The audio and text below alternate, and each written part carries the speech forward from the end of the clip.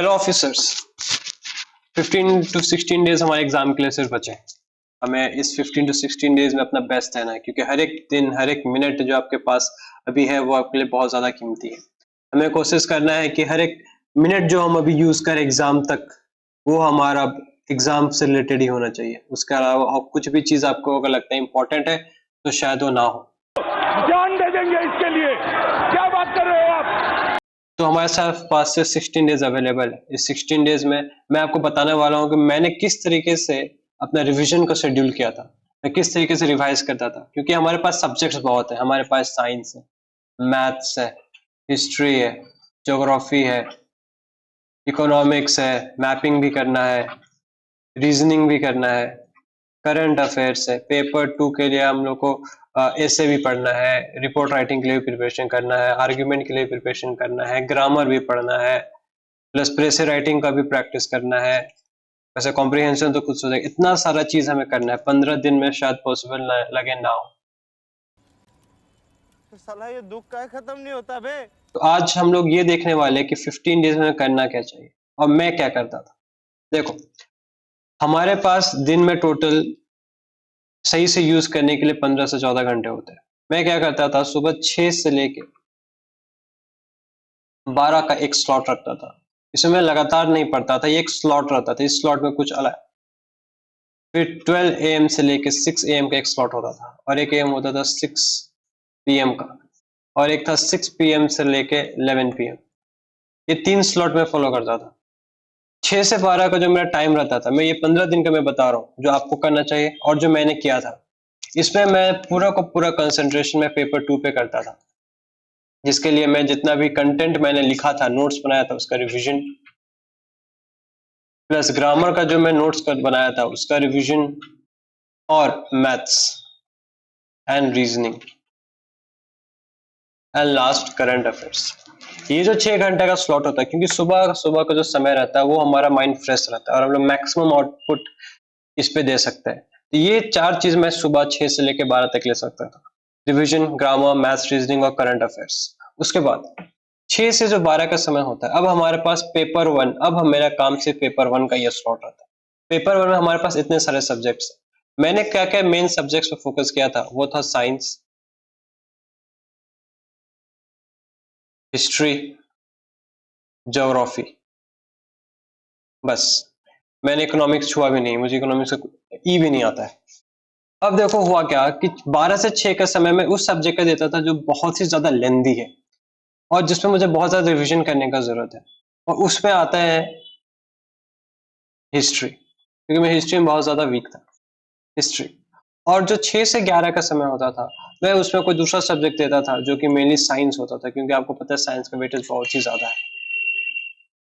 उसके बाद अब हिस्ट्री में भी हमारे 3 टॉपिक है, हमारा एंशिएंट हिस्ट्री है, मेडिवल हिस्ट्री है, मॉडर्न हिस्ट्री है। ये 3 हिस्ट्री है, आर्ट एंड कल्चर पे ज्यादा फोकस नहीं था। एंशिएंट हिस्ट्री और मेडिवल हिस्ट्री आप सबको पता है, हमें थीम से प्रिपेयर करना है। मैक्सिमम क्वेश्चन थीम से आते हैं, क्लास 12 के जो बुक है, थीम 1 एंड थीम 2। थीम 1 और थीम 2 का अगर आपका नोट्स आपके पास है, आपने वो नोट्स बनाया है, तो ये आराम से आप इसको 3 से 4 घंटे में एंशिएंट और मेडिवल दोनों कंप्लीट कर सकते हो। उसके बाद जो हमारा नेक्स्ट होता है मॉडर्न हिस्ट्री, सबसे ज्यादा लेंथी टॉपिक। आप एक दिन में पूरा का पूरा मॉडर्न हिस्ट्री कंप्लीट नहीं कर सकते हो। तो करना क्या है मॉडर्न हिस्ट्री करने के लिए, तो हर दिन मैं स्लॉट रखता था कि एक स्लॉट एक दिन में 1857 से लेके 1919 तक पढ़ता था, ये एक रहता था। उसका नेक्स्ट दिन मैं 1919 से लेके 1947 तक पढ़ता था, और 1857 से, और एक दिन जो सबसे इंपॉर्टेंट है, जो मैं शायद दोनों, जब एक दिन में इससे पढ़ रहा तो भी मैं उससे आधा घंटा देता था, वो था कुछ इंपॉर्टेंट फैक्ट्स जो आपको याद रखने, जैसे सोशल रिलीजियस रिफॉर्म्स, वो आपको रिवाइज करना होता है, वो बार बार क्योंकि भूल जाते हो। इंपॉर्टेंट बुक्स एंड न्यूज़पेपर्स, ये आपको याद रखना होता है। उसके बाद जो डिफरेंट डिफरेंट ये रिवोल्यूशनरी एक्टिविटीज हुए थे, काकरी कंस्पिरेसी केस एंड ऑल, सारा इंपॉर्टेंट पॉइंट्स जो आपको उस पर याद रखना है। पीजेंट मूवमेंट जो हुआ था, ट्राइबल मूवमेंट्स जो हुए थे, ठीक है। तो इसमें से आपको हर साल बहुत सारे क्वेश्चंस आते हैं। तो हिस्ट्री को इस तरीके से मैं डिवाइड करके चलता था। अब आते हैं साइंस पे। अब देखो साइंस का भी सेम रोल है, साइंस में भी एक दिन आप बायो कर सकते हो, एक दिन आप केम कर सकते हो, और एक दिन आप फिजिक्स कर सकते हो, ठीक है। अभी साइंस का मैं कैसा करता था कि साइंस जो 6 से 11 का समय में अलॉट किया था, उसमें अगर मान लो मैं एक दिन बायोलॉजी पढ़ रहा हूँ, तो पहले बायोलॉजी का पूरा जो 9th और 10th का जो नोट्स है मेरे पास, वो मैं नोट्स रिवाइज करता था।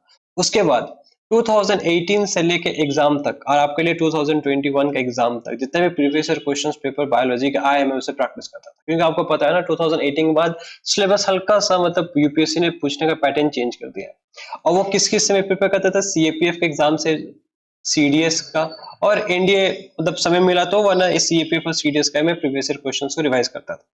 उसके बाद अगर बायोलॉजी का इतना करने के बाद अगर समय बचा तो फिर मैं केमिस्ट्री उठाता था।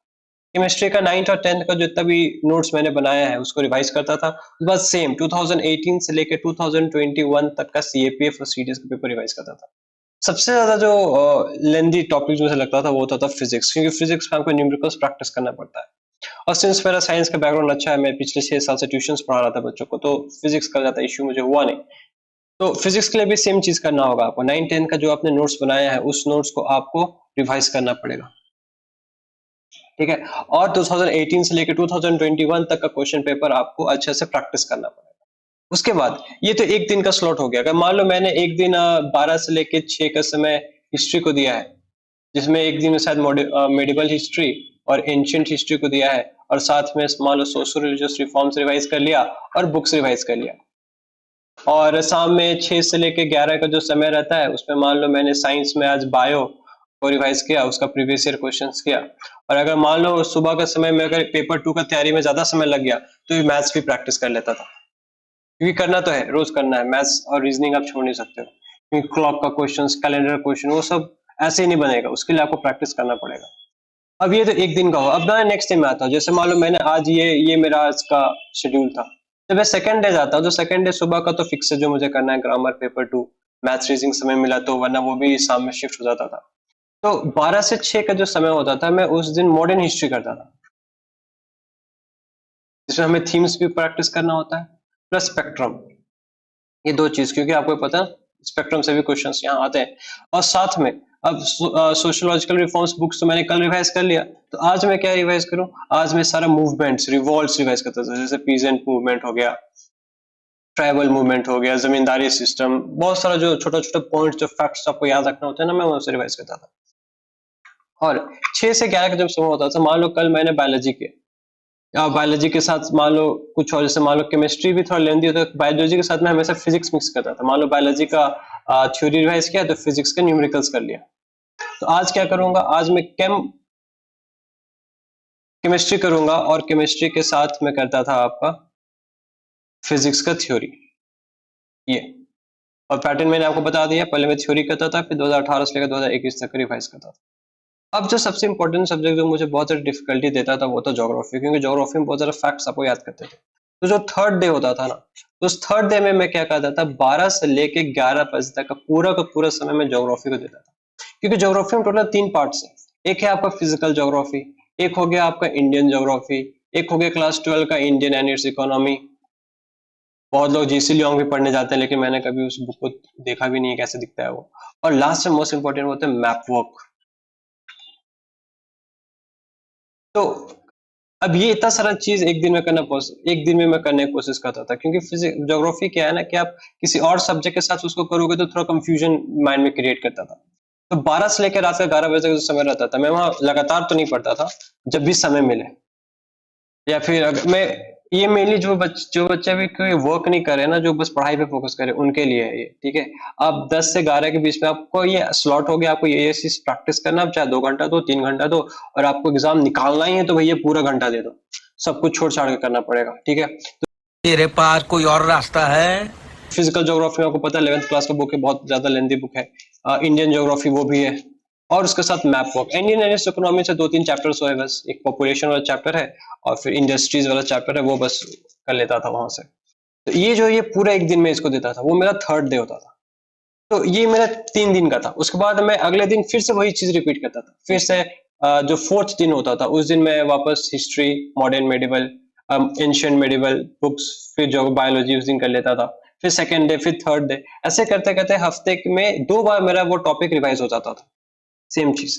अब मंडे टू वेडनेसडे मेरा एक शेड्यूल चला, फिर Wednesday, Thursday, Thursday, Friday, Saturday एक शेड्यूल चला, अब बचा था संडे को। अब हम संडे को क्या करें? अब हमारे पास सिर्फ 2 संडे बाकी है और तीसरा संडे तो एग्जाम ही देना है।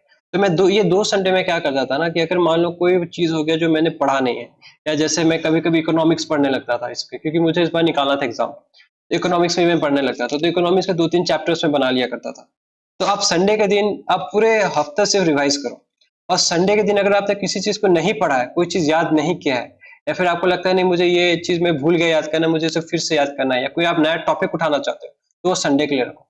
संडे को आप कोई नया टॉपिक उठाओ, आप उसको प्रैक्टिस करो, उसका नोट्स बनाओ, पूरा संडे उसी को दे दो। फिर से जब नेक्स्ट वीक स्टार्ट होगा तो फिर से आप वापस वही शेड्यूल को फॉलो करो। तो ऐसा होगा क्या कि अभी हमारे पास टोटल ऑलमोस्ट 18 डेज अवेलेबल है। 18 डेज मतलब अगर इनको डिवाइडेड बाय 3 कर दे तो आप 6 बार हर एक सब्जेक्ट को रिवाइज कर सकते हैं। 6 बार, वो मोर देन इनफ है। क्योंकि एग्जाम में हमें थ्योरी तो नहीं लिखना है, हमें सिर्फ एमसीक्यू अटेम्प्ट करना है। हमें ये जानना है कि 4 ऑप्शन में से 3 गलत है और एक सही है। अगर आप 6 बार रिवाइज करके जाते हो तो मुझे लगता है वो मोर देन इनफ होगा। ठीक है, तो अभी आप सोच रहे होंगे कि सारा सब्जेक्ट तो पढ़ लिए लेकिन पॉलिटी का कहीं कोई पता नहीं है। इसका उसलिए पता नहीं है क्योंकि मेरा पॉलिटी पढ़ने का तरीका कुछ अलग था। मैं करता क्या था कि जैसे मान लो मेरा कोई भी स्लॉट हो, जो मेरा 12 से लेके 11 तक का स्लॉट रहता था, उसमें आप लगातार तो पढ़ नहीं सकते हो। तो मैं करता ये था कि 50 मिनट तक मैं कोई टॉपिक पढ़ता था, या 45 मिनट तक मैं लगातार कोई टॉपिक पढ़ता था। उसके बाद 10 मिनट मैं वॉकिंग करते करते पॉलिटी पढ़ता था।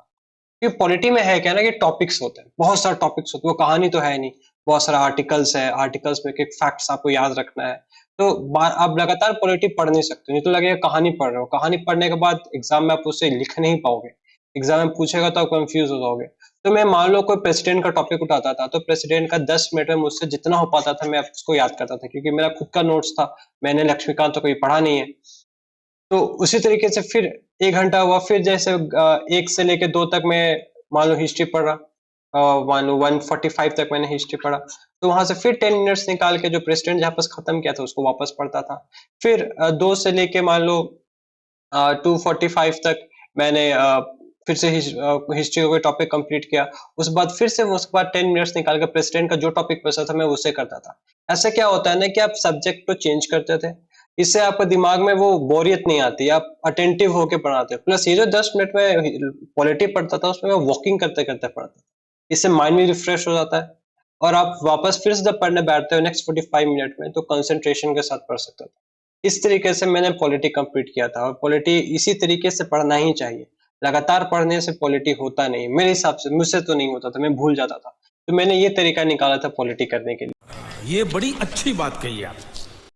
ठीक है, तो ये मेरा स्ट्रेटजी था जो मैंने फॉलो किया था लास्ट 15 to 18 डेज में, क्योंकि अभी तो नया चीज पढ़ने का समय है नहीं। अभी सिर्फ और सिर्फ जो आप पढ़े उसको बार बार रिवाइज करने का समय है। क्योंकि होता है क्या है ना कि एग्जाम में जब आप यूपीएससी के एग्जाम देने जाते हो तो वहां आपके पास 4 ऑप्शंस मिलते हैं, बड़े कंफ्यूजिंग होते हैं। अगर आपके पास क्लैरिटी ना हो, आपका रिविजन अच्छा ना हो, तो पूरा पक्का होता है कि 2 तो आप समझ जाओगे ये 2 गलत है, लेकिन जो 2 ऑप्शन और होते हैं वो 2 ऑप्शन हमेशा कंफ्यूजन क्रिएट करते हैं। तो अगर आपको इस कंफ्यूजन से बचना है तो आप बार बार रिवाइज करो, और हमारे पास टोटल 6 रिवीजन आपके पास अवेलेबल है अगर आप अच्छे से रिवाइज करते हो तो ये रहा स्ट्रेटेजी, आप चाहो तो इसको फॉलो कर सकते हो। बहुत सारे कैंडिडेट्स मुझसे इंस्टाग्राम पे डाउट पूछते हैं, आप भी चाहो तो ये मेरा आईडी, इस पे आप जाके डाउट्स मुझसे पूछ सकते हो। और साथ ही कमेंट सेक्शन पे आप मुझे मेंशन करना कि मैं नेक्स्ट वीडियो किस चीज के ऊपर बनाऊं। ठीक है, 18 डेज है, जम के पढ़ाई कीजिए, क्योंकि निकालना है तो इस बार निकालना है, और 1 साल पढ़ना नहीं है हमें। 7 तारीख को एग्जाम दे के आना है, उसके बाद फिर वो बुक को टच नहीं करना है। बस यही दिमाग में रख के ये 18 डेज जी जान लगा दो। मिलते हैं नेक्स्ट वीडियो में किसी नई टॉपिक के साथ, तब तक के लिए गुड बाय, जय हिंद।